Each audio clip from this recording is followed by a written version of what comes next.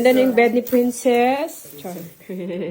Since hindi pa kasi siya, ito lang muna kumot mo kasi hindi pa man malamig. Apo, yes. Okay? Diba? So, ilagay na lang muna yung duvet sa, sa Yan yung closet. Yeah. Ito yung kumot niya. Hindi, ano mo natin.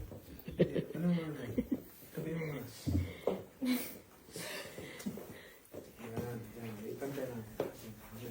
Yan. Tapos, yan. Ayun na, kasi ipukumot niyo. And then, wait. Uya ba, uy. Trabaho, magkaroon siya sa hotel. Balo siya mga bedsheet. Magligpit. Be, Ano naman siya? pakiayos lang po ng mabuti. Yeah. Okay. Para pag, ano niya, higa niya. Para pagtulog niya. And then, Add my stuff toys. the toys. Pati stuff toy. Sorry, guys. Kaya ayos paglagay. Yung, May stuff toy pa Princess.